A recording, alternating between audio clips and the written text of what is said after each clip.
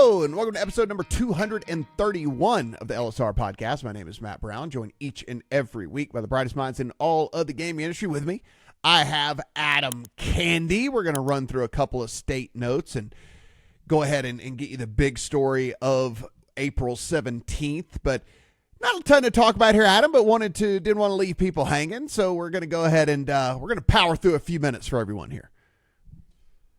What you call not a ton to talk about, I will call an NBA player getting banned for life for betting. So, you know what? Let's just start right there, right? Yes, that is where we are going to kick things off. This is a story that we talked about a couple of weeks here on the program. It was something that was a kind of secondary of the topics for us when we were talking about the Ohtani and the Ohtani translator situation. But this was a real actual deal of the NBA getting into one of the players betting on games. And Adam, over the last couple of weeks, they did their investigation. Stuff has come out, and as we sit here this morning recording this on a Wednesday morning, fortunately we waited until we started right now because the news comes through that that player in particular is going to be banned for life from the league. Jontay Porter has received a lifetime ban from the NBA for gambling violations. And considering this news just broke, I'm not going to try to snow you and pretend like I know it off the top of my head. I'm going to read directly from Commissioner Adam Silver's statement. There's nothing more important than protecting the integrity of NBA competition for our fans, teams, and everyone associated with our sport, which is why Jontay Porter's blatant violations of our gaming rules are being met with the most severe punishment. While legal sports betting creates transparency that helps identify suspicious or abnormal activity, this matter also raises important issues about the sufficiency of our regulatory framework currently in place, including the types of bets offered on our games and players. Working closely with all relevant stakeholders across the industry, we will continue to work diligently to safeguard our league and our game. So, what did Jontay Porter do? There were multiple instances, according to this, of him betting on NBA games. He used someone else's account to do that. There are probably the worst of the allegations, which are part of this investigation, which are that Jontay Porter disclosed information about his health to someone known to be an NBA bettor, who then placed an $80,000 parlay involving Jontay Porter to win $1.1 million. And there are more details about this. We'll have more about it coming at LSR. Matt, at the time that this came out, you and I said innocent until proven guilty. However, the facts look pretty bad for Jontay Porter. It looked pretty obvious that what we knew at the time, that he had removed himself from 2 games early in which, at DraftKings, he was the most bet prop on the day, and it was unders that were being bet. We knew that that looked like about as bad as it gets, and the NBA has responded in kind. Now, there's going to be the usual rush to judgment about what this means for the NBA, what this means for legal sports betting. We'll tell you the same sort of thing that we've told you before, which is that this is an example of the regulated market doing exactly what it's supposed to do, which is quickly identifying and then investigating and taking severe action against someone trying to compromise the integrity of games. This is as bad as it gets. Right? We cannot say any more than this is as bad as it gets for an individual player in the NBA. As Adrian Wojnarowski reported at ESPN, some of those bets that Jontay Porter made, even though they were not in games in which he was playing, were for the Raptors to lose. He bet on his own team to lose. Again, as bad as it gets. And that being said, the market did what it was supposed to do in catching it, and the NBA, when we talk about self-regulation, did what it was supposed to do in banning him for life. There was no half measure from Adam Silver here. He is banned for life, and to me, that speaks very well of the leagues recognizing, okay, this is one of those crystal clear moments in which you cannot leave any room for doubt if integrity is going to be protected.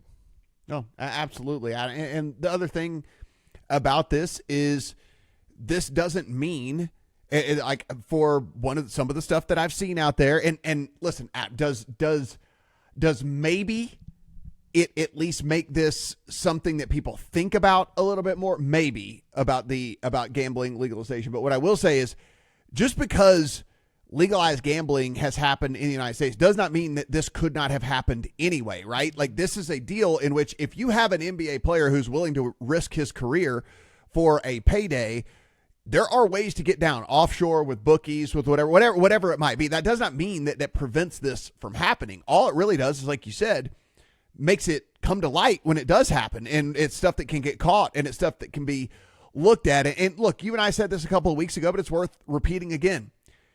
This only happens with a player like Jontay Porter, right? A guy that was on a tiny little two-way contract deal or whatever. Because again, even if this parlay, which they're saying possibly could have paid out $1.1 million, like, Adam, the players that matter that can actually change the outcome of a game are making 30, 40 million, 20, 30, 40 million dollars a year in the NBA. It's ridiculously lucrative for starters. And as you get to the very end of the bench, then yeah, there are dudes that are not making very much money, but it's a deal in which you're not getting anybody of any name whatsoever to do anything that they would throw a stat, right? That they wouldn't go out and try to perform and all that. And listen, does that lead to what we were talking about? Does that lead to player props only coming out for starters? Does that lead to whatever? I mean, maybe. And if it does, it does, right? But this is an always evolving thing that we're going through right now. And now that we've seen this occur, there will probably be measures taken further by either the league or by these sports books. And I'm fine with that. I understand where Adam Silver was coming from in the lifetime ban. Where I don't understand where Adam Silver is coming from. And this, you talk about measures that can be taken, Matt. This is where I digress from Adam Silver. You can talk about how you want a clearer regulatory framework.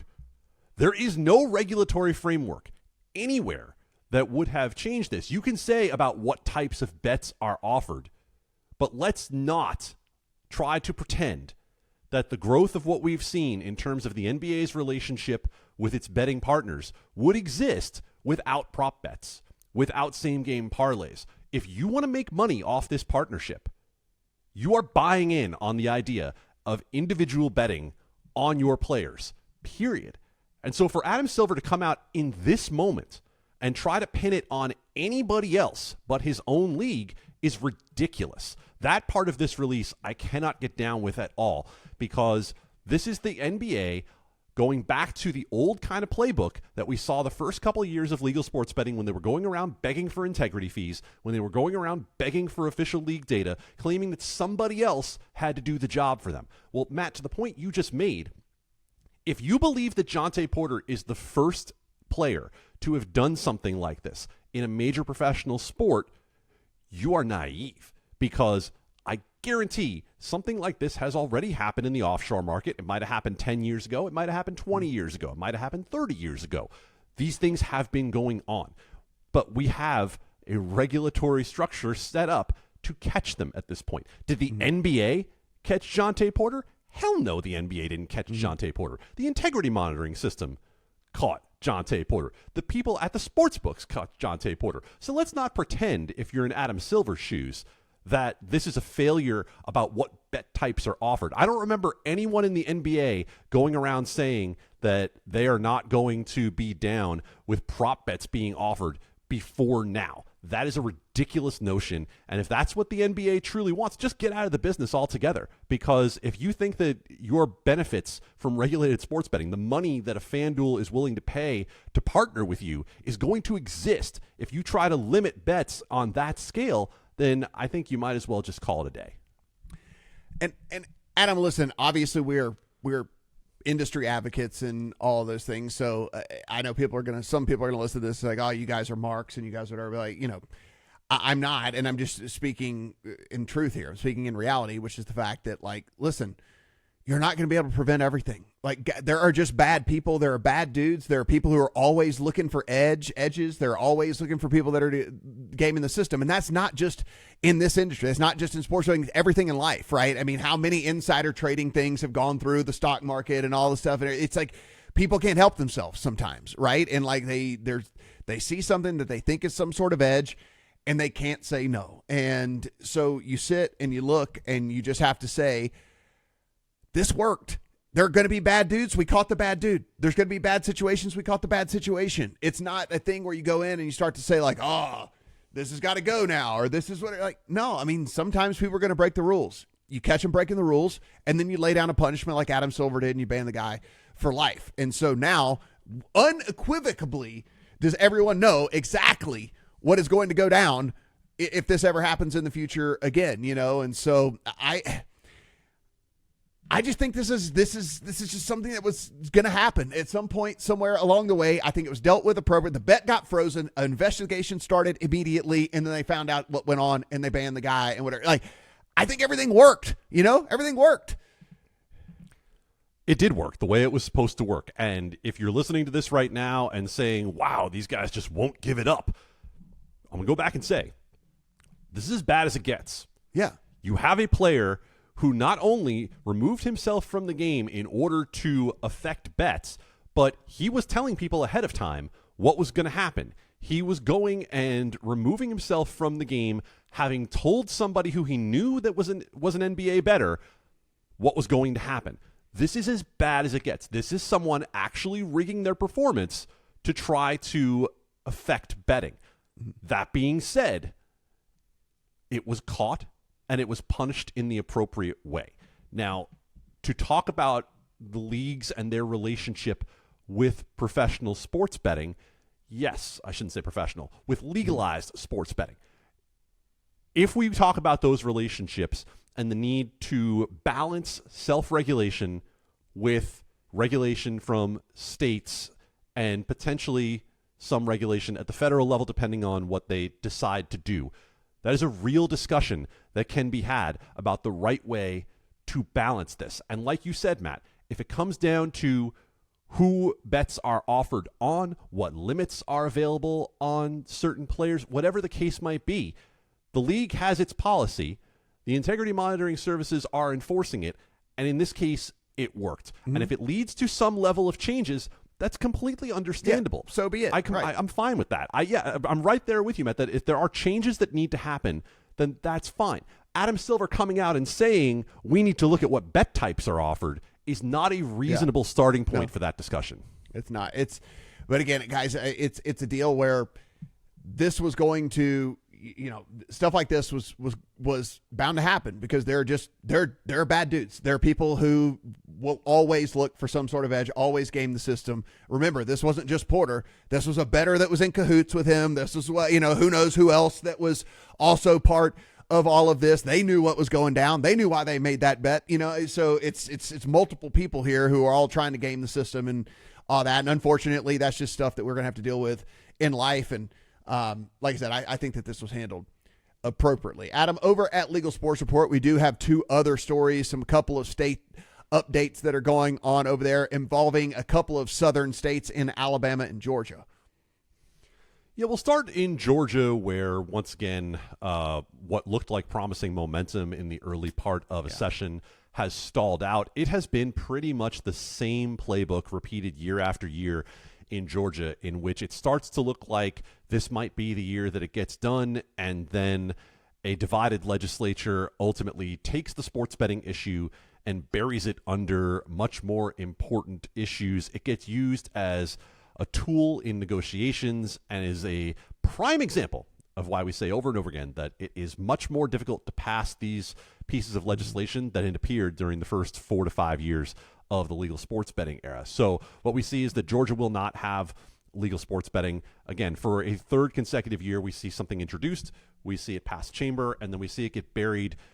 It's been healthcare before, it's been voting rights, it's been transgender care, it's been many other issues that have a lot more weight for legislators that have ultimately taken down sports betting in Georgia. I have a feeling it will come back. The question is going to be for legislators in Georgia, in what form are you going to bring this back? Mm-hmm. Is this something that potentially should be going to the ballot? Because we've already talked about the fact that in Georgia, it was going to require a constitutional amendment, even though there was some disagreement among legislators as to whether that was going to be the case. It looked like that was going to be what passed. If we're going to have to go to the ballot in the first place, you might want to consider doing it all at one time. Now, over in Alabama, there is a glimmer of hope still alive, as a bill that once was a comprehensive lottery, sports betting, casino bill has been stripped and is going to conference committee, where you pretty much expect that this is going to come out with either a lottery alone or nothing. One side passes a comprehensive bill, one side strips it down to lottery only. Alabama is one of the few states that does not have a state-sanctioned lottery, and it's supposed to be brought up in conference committee. We're coming down toward the end of the session in Alabama. One of the legislators at the heart of it told our Pat Evans, hey, I mean, your guess is as good as mine as to where this ultimately ends up. This is a lot more progress than we've seen on sports betting in Alabama in the past. And so that could be something that gets tucked into the back pocket of the industry and of Alabama state legislators, and potentially they come back with that in a couple of years. Now, to go back to one thing that happened, we had a little break in between this podcast and our last. Matt, I'll just bring up one other thing. In that time, we did see the bulk of the Ippei Mizuhara and Shohei Ohtani case come to light, with the agreement, I should say the charges that were levied against Ippei Mizuhara, and potentially the agreement that could be coming for him. It wasn't $4.5 million. It was $16 million. There was well more than $100 million in terms of handle that went in and out. He apparently won about $140 million, lost about $180 million. So this was a significant situation. One of the texts shows that Ippei Mizuhara at one point stopped communicating with the bookmaker alleged to be Matthew Bowyer, and that bookmaker wrote back and said, hey, I see Shohei Ohtani walking down the street with his dog, so if you're not going to talk to me, should I just go up and chat with Shohei about this? So, I mean, it takes the sort of turns that you expect to see in one of these illegal market cases. But based upon everything that has come out, it appears to clear Shohei Ohtani pretty broadly for any allegation that he was involved in illegal sports betting. Whether Ippei Mizuhara is taking the fall entirely, or whether Ippei Mizuhara is entirely responsible in the first place, it does appear that Major League Baseball and Shohei Ohtani are going to try to move on from this one about as quickly as they can. Yeah, circling back here, just a little bit of anecdotal stuff. The reason I was out last week, obviously I was over in Georgia, went from Georgia to South Carolina, Adam, and just talking to people there, the appetite for sports betting is great. Every single person I talked to, there were conversations that were happening around me that were happening not because I brought them up, just because they were happening around me, and then I just kind of started having a little bit of a back and forth with some of these guys and stuff like that. And it was everyone from people, 15 years younger than me to people 15 years older than me. And as I made my way over to South Carolina, much of the same as I was over there too. So it's interesting that the lawmakers are not finding a way to get it done, because it does seem like the people at least certainly want this done. And they brought up, and this is just, again, not us continuing to kick a dead horse and stuff like that, but they brought up the fact that, the only thing I can do is play, and then, name Prize Picks or whatever, the only thing I can do is play Prize Picks. And so they mentioned that to me in all that, and they would rather obviously traditionally bet sports and whatever, and be able to bet spreads and totals and things and whatnot, but they're kind of taking what they can get. And that's what they talked about, to me is like, I'm taking what I can get. And so I think all of those claims that you and I were kind of talking about, where you kind of understand why DraftKings and FanDuel are pissed off. I kind of understand why DraftKings and FanDuel are pissed off, because these people are in these markets, and people really are just doing well, it's all I got, so I'm going to do it. It's like they're literally just kind of like, it is what it is, so that's what I'm going to use. Yeah, no matter what we've said about the fantasy sports pick'em situation versus legal sports betting, there's not anyone on this podcast, or anyone who's going to come on this podcast, who's going to hold it against someone who's living in one of those states for using whatever option happens to be in front of them that is not expressly made illegal. Now, we talk about the offshore sports betting market. That is expressly illegal. We've covered that before. These fantasy sports products operate in a gray area. They are in some places regulated. They are in some places not. But, if you're going to talk about what is available to them in South Carolina, that is a state that introduced sports betting legislation, and we were told by our sources that if Georgia goes, South Carolina will go. Well, Georgia didn't go, and so South Carolina didn't really go anywhere at all this year. To the point you made about fantasy sports, Matt, to just put a bow on everything we've discussed on this podcast, Prize Picks, Underdog, all of those of the ilk in which you are picking overs and unders on players. Again, Adam Silver, if you think you're going to ban all of those bet types, you're reaching into the fantasy sports industry as well. You're not just talking about the legal sports betting industry, because for some of these apps, that's all of what it's built on, is being able to offer these bet types on certain players. Yeah, it was, and I did the same thing you said too. I told him, I go, hey man, I don't blame you. I mean, if I lived here and that was all I could do, I probably would do it too. You know, I mean, it's I don't blame them, but it was just more of our thing of yes, they are getting a lot of market share and they're getting a lot of business. They're getting a lot of people because they would bet sports legally, but it's not offered to them, so they have to go alternative routes. And so that's kind of just keeps driving home to us why legalizing this is still just the better deal. They're not going through bookies. They're not going through these other routes. They would just go through the legal channels that were there. Again, guys, all the stuff we talk about, you can find over on LegalSportsReport.com. If you want to follow Adam on the Twitter machine, Adam Candee, 2 E's, no wife, hate yourself, you can follow me at Matt Brown, M2. For Adam, I'm Matt. Talk to you guys next week.